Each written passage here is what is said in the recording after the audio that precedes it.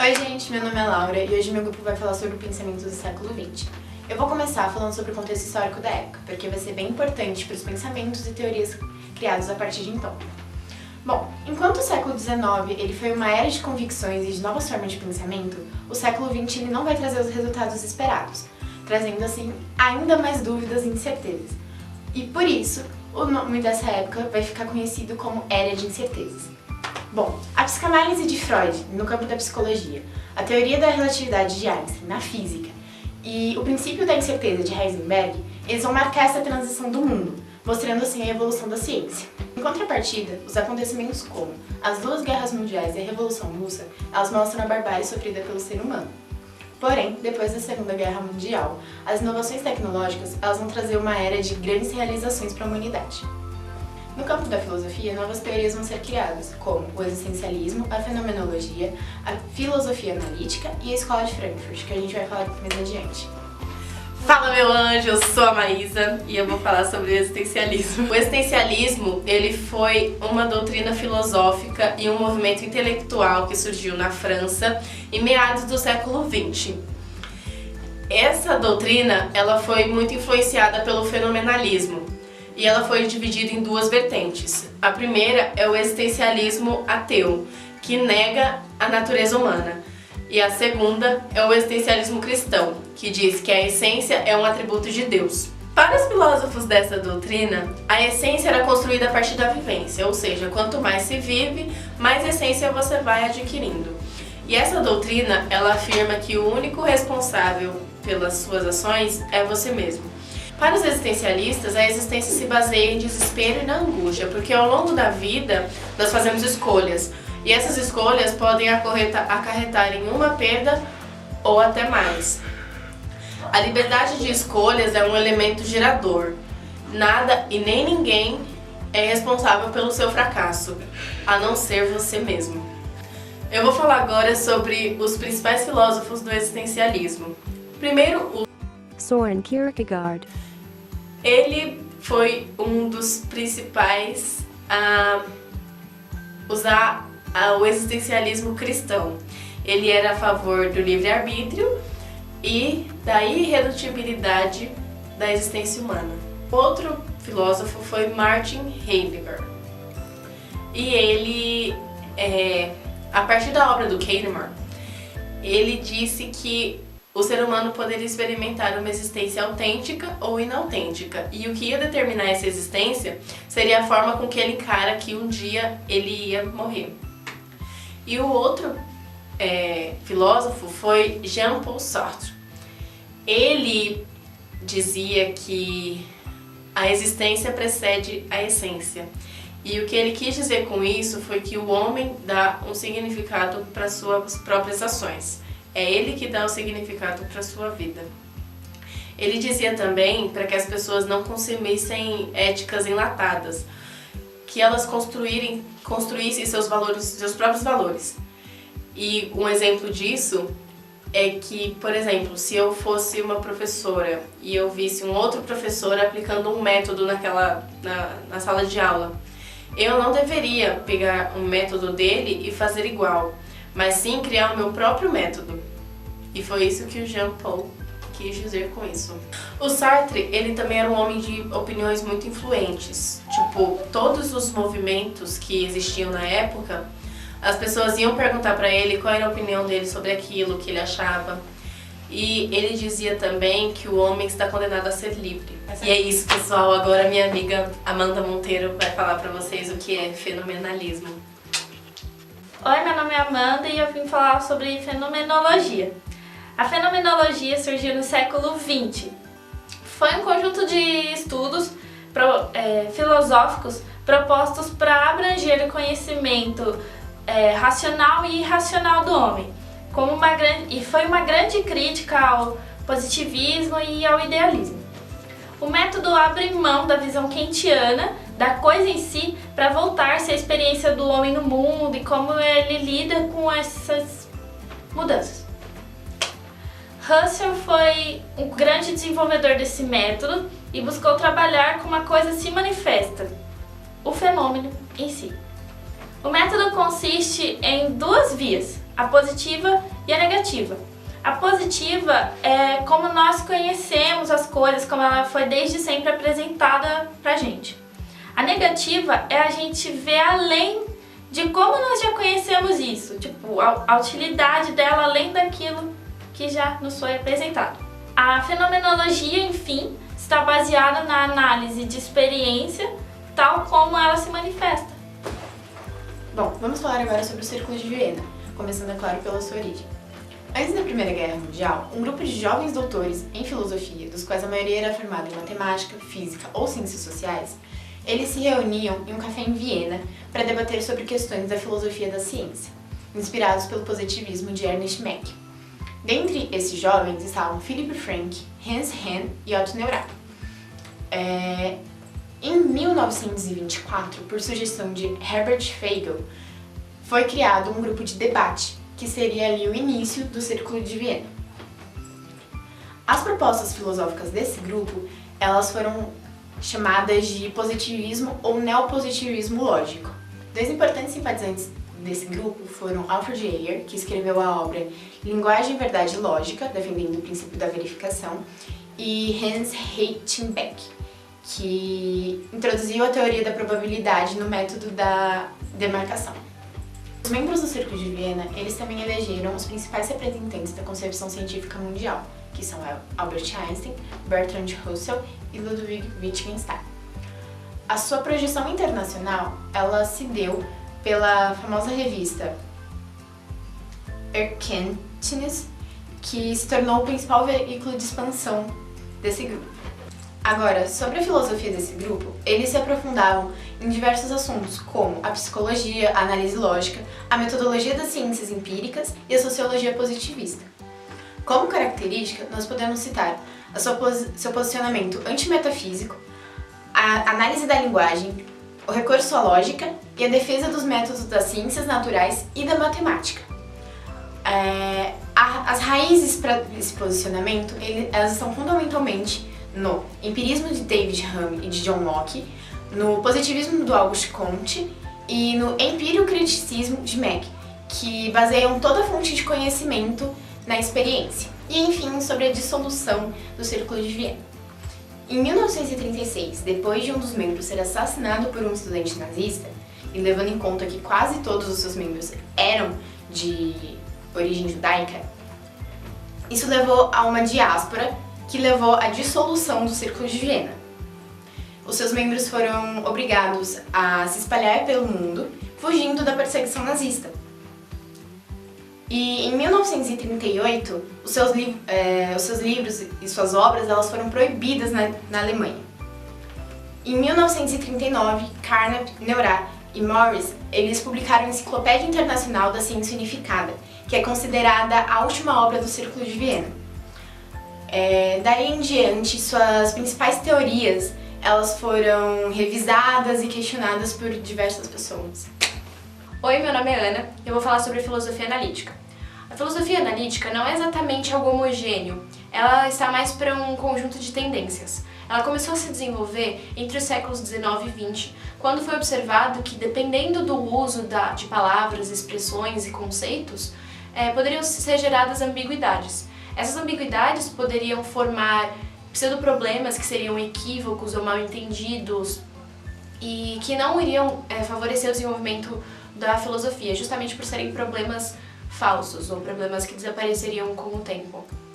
Por isso, o lógico e matemático Johann Gottlob Frege observou a necessidade da criação e uso de uma linguagem mais formal para a filosofia, porque quando era utilizada uma linguagem muito comum, coloquial, muitas coisas ficavam subentendidas e tinham duplo sentido. A filosofia analítica, ela influenciou diversos pensadores de várias escolas e correntes de pensamento, justamente por ela esclarecer pontos concernentes ao uso da linguagem, que ajudaria vários filósofos a melhorar o seu trabalho. A filosofia analítica, com o tempo, ela se tornou um dos campos principais de investigação filosófica. A filosofia analítica se subdividiu em duas principais vertentes, o positivismo lógico e a filosofia da linguagem. O positivismo lógico foi criado pelos pensadores do Círculo de Viena, que afirmavam que toda e qualquer metafísica deveria ser rejeitada, porque o valor dos conhecimentos científicos deveriam vir através das experiências empíricas, ou seja, das experiências que vinham através dos sentidos. Para um positivista lógico, por exemplo, a frase "todos os cisnes são brancos" seria correta se todos os cisnes que aquela pessoa viu na vida fossem brancos. Eles não precisavam de provas científicas para isso. Para eles, o empirismo já era prova suficiente para constatar alguma hipótese. A filosofia da linguagem é o ramo da filosofia preocupado em responder 4 questões fundamentais: a natureza do significado, o uso da linguagem, a compreensão da linguagem e a relação da linguagem com a realidade. O filósofo e matemático Bertrand Russell disse que grande parte dos problemas filosóficos eram, na verdade, problemas falsos e que com o tempo eles iriam desaparecer quando percebessem a ambiguidade e o uso errôneo da linguagem que tinha sido feito neles. Esses são os erros de linguagem, e para consertar esses erros, o Russell ele desenvolveu o uso da análise lógica. O filósofo Wittgenstein foi discípulo de Russell, e a sua obra se dividiu em 2 partes. A primeira foi a análise lógica e a segunda, os jogos da linguagem. Na primeira fase, ele tentou encontrar uma lógica na estrutura da linguagem, porque ele acreditava que a linguagem ela era como um retrato do mundo. Na segunda fase dos jogos da linguagem, ele já começa a perceber e entender a linguagem de uma maneira diferente. Para ele, nessa hora, a linguagem não é mais usada como uma estrutura certa ou errada. Não tem mais certo ou errado. A linguagem não é mais o que retrata o mundo. Na verdade, a linguagem para ele vira uma caixa de ferramentas e cabe aos filósofos e a cada uma das pessoas usá-la da melhor maneira para se expressar. Oi gente, meu nome é Carol e hoje eu vou falar sobre a Escola de Frankfurt.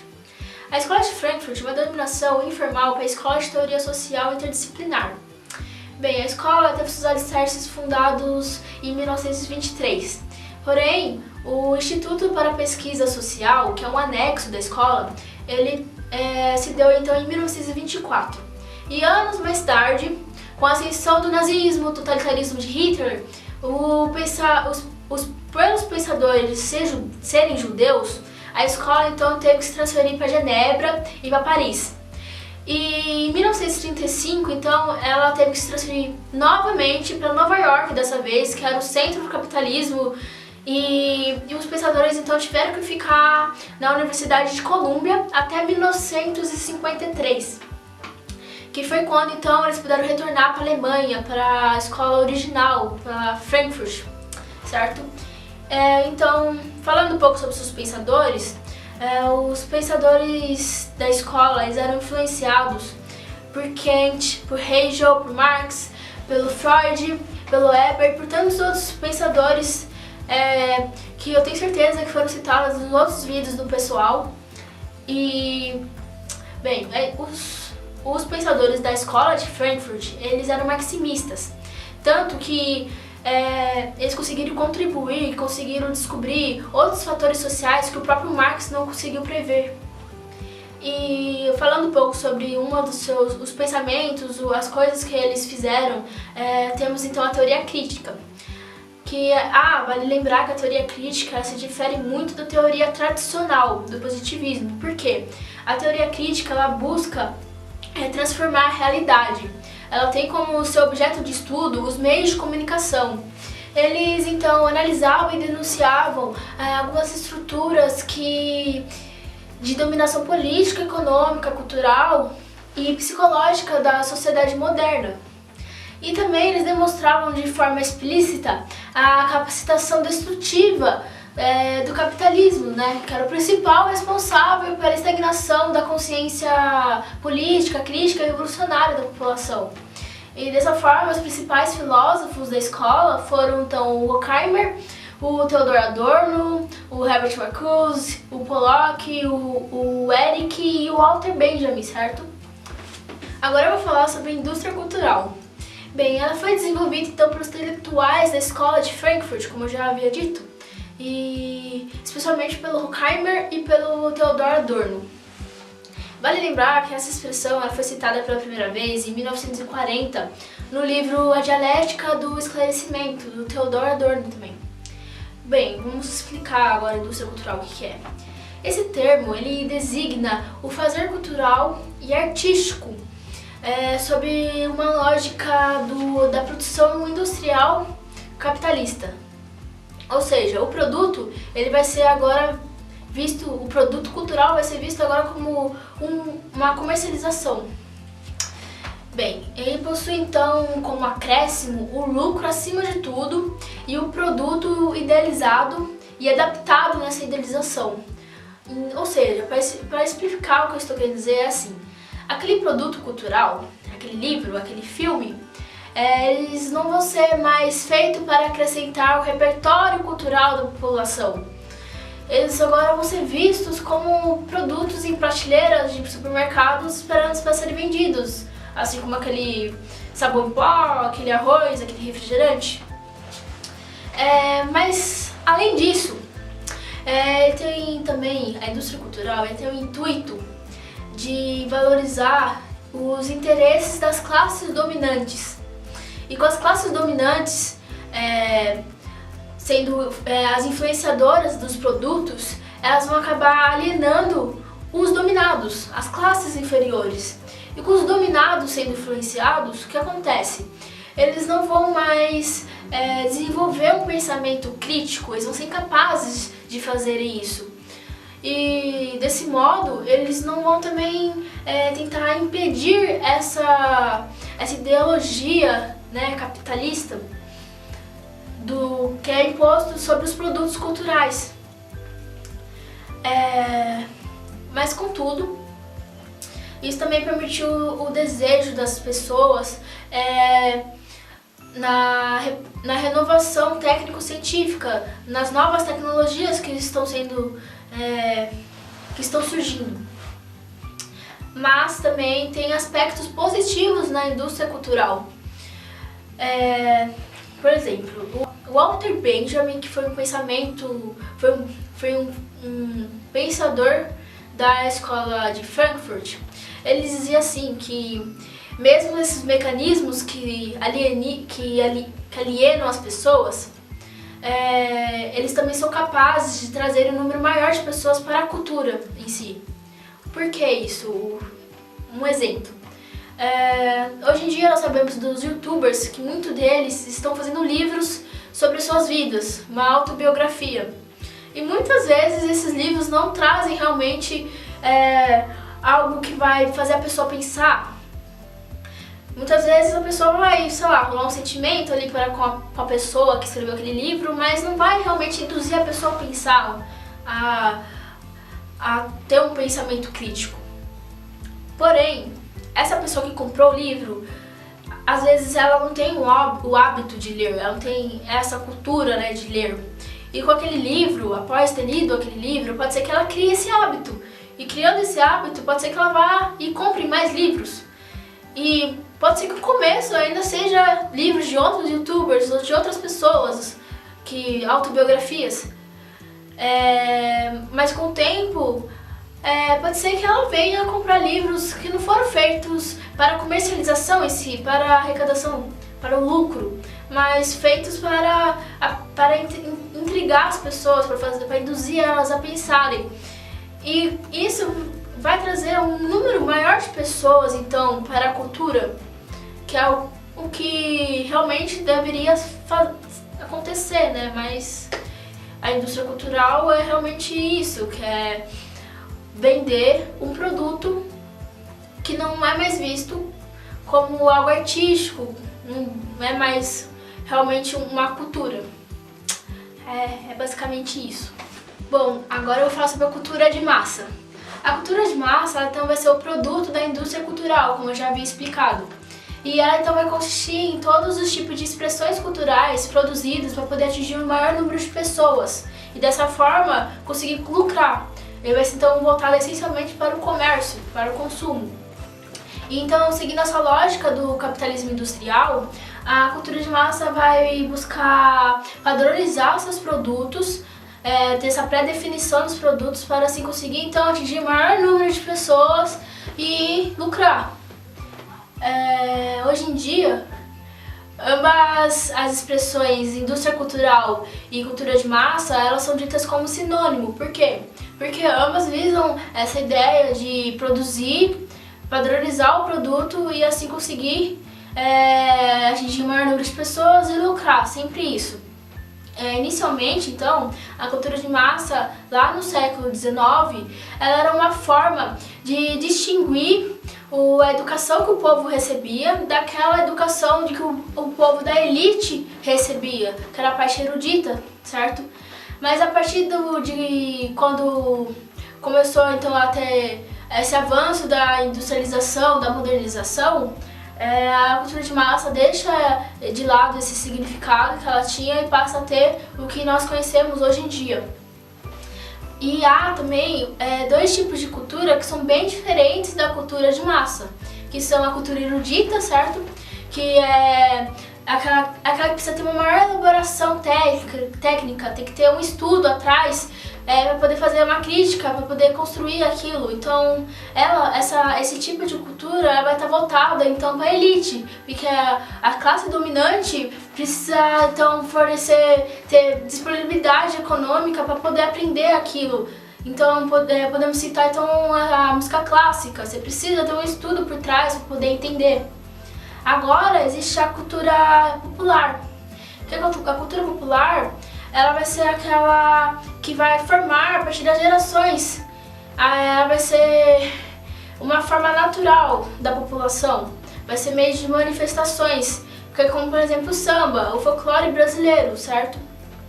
E vale lembrar que a cultura de massa e a cultura popular, elas são bem distintas uma da outra. Por quê? A cultura de massa tem essa visão de lucrar. Ela não vai estar voltando para o produto e pelas gerações porque ele passou. Não, ela vai estar querendo lucrar com ele, independente de como ele chegou ali. Agora, a cultura popular não, ela vai ter então esse processo, né? Vai passar de geração para geração. Até como a gente conhece hoje em dia o samba, né? Ele teve suas gerações até hoje em dia. Então, é importante lembrar disso.